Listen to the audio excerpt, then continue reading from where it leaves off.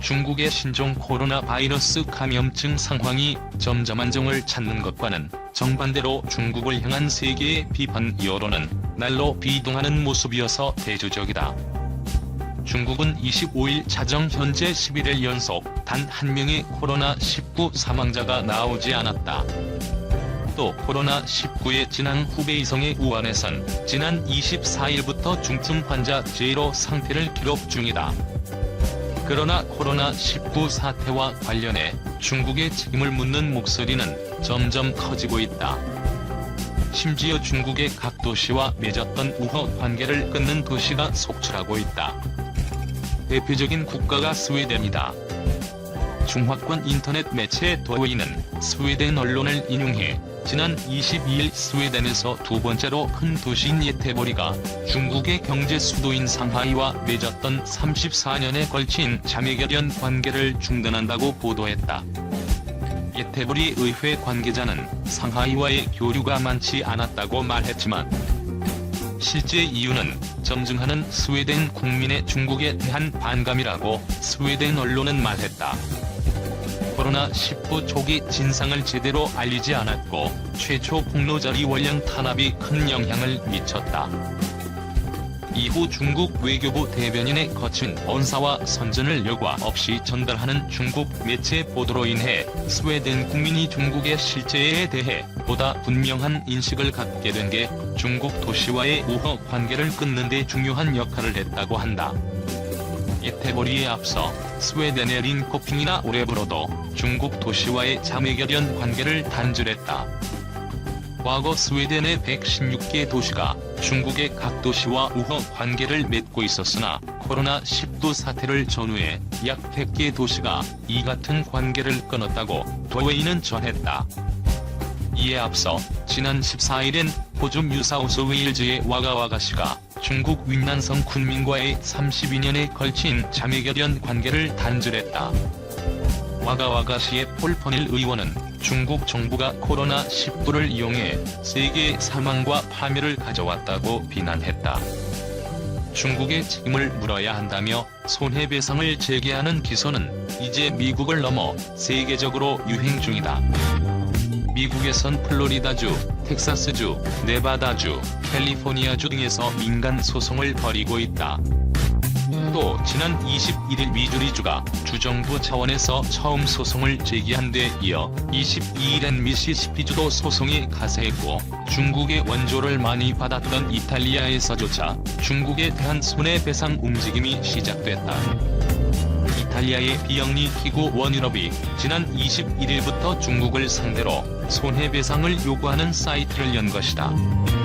5월까지 서명을 받아 6월엔 법적 조치에 들어가겠다는 계획이다. 이 캠페인의 책임자 페르디난도 베로네는 어떤 국가도 중대 전염병이 발생하면 24시간 이내에 세계보건기구에 통보해야 하는데 중국은 그렇지 못했다고 강조했다.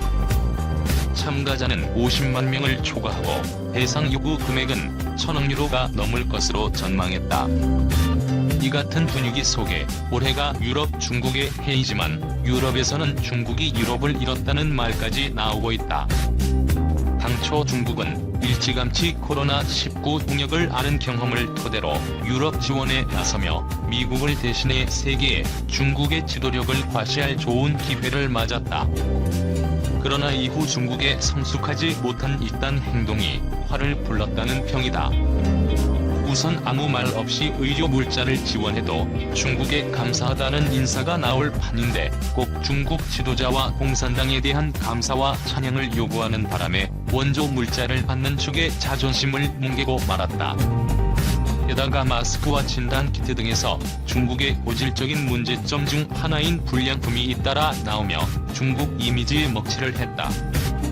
코로나19를 최초 폭로한 의사리 원령에 대한 마지못한 듯한 표창과 선전으로만 일관하는 중국 언론 행태도 중국의 등을 돌리게 만드는 요인이 됐다. 최근 프랑스 정부의 코로나19 대응을 비판한 프랑스 주재 중국 대사관이나 미국과 설전을 벌이며 보여준 중국 외교관의 거친 언사 등도 빈축의 대상이 됐다. 중국도 코로나19 사태를 이용해 세계의 주요 기업을 매수하려는 중국의 시도는 각국의 약탈적 투자란 인식까지 심어주었다. 한편 EU가 코로나 사태를 둘러싸고 중국이 조직적으로 가짜 정보를 퍼뜨리는 실태를 지적하는 보고서를 펴내려다 중국의 압박을 받고 핵심 내용을 삭제하는 일이 벌어졌다고 정치 전문 매체 폴리티코가 25일 보도했다. EU 내부에선 중국의 힘에 눌렸다며 굴욕감을 느낀다는 반응이 나오는 것으로 전해졌다. EU 대외관계청은 지난 21일 코로나가 중국과 무관하다는 인식을 전 세계에 심어주기 위해 중국이 정부 차원에서 노력을 기울이고 있다는 내용을 담은 보고서를 낼 예정이었다.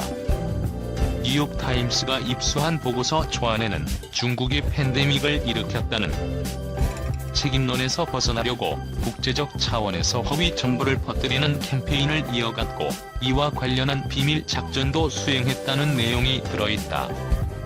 중국이 퍼뜨린 가짜 정보의 예시로 프랑스 정치인들이 아프리카 출신인 드워드로스 거브러여수스 WHO 사무총장에게 인종적 모욕을 했다는 주장이 들어있었다.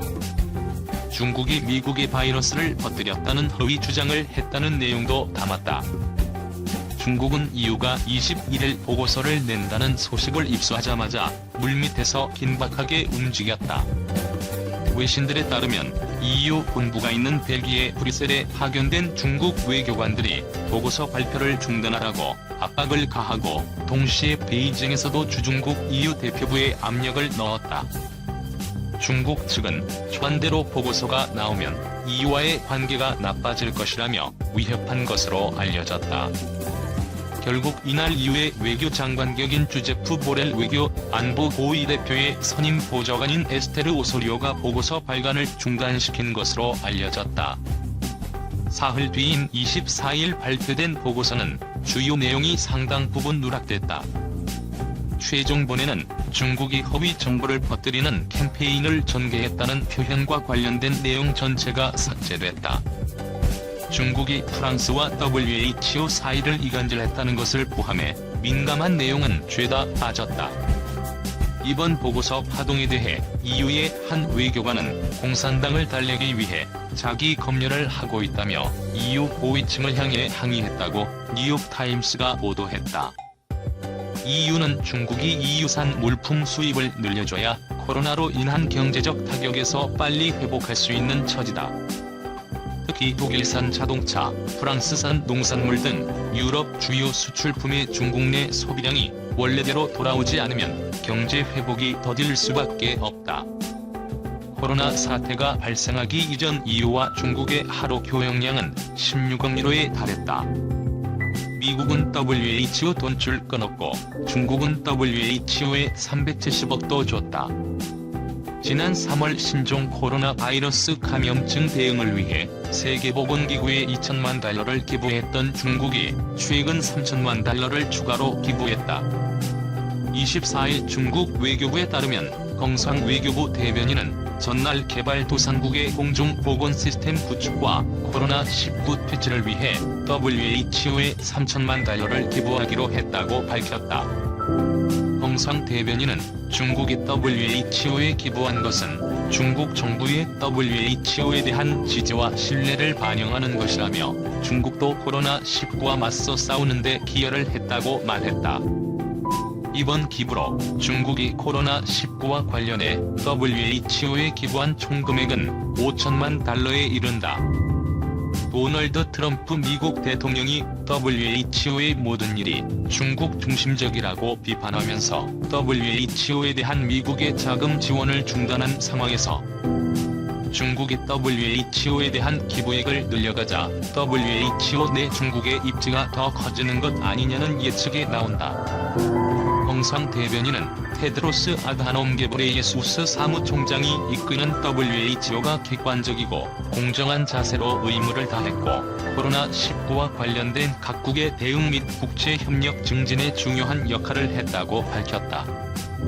그러면서 WHO에 대한 지지는 코로나19 대유행 상황에서 다자주의를 수호하고 유엔의 권위를 지키는 것이라면서 이 바이러스는 인류 공동의 적이며 국제사회가 협력해야만 물리치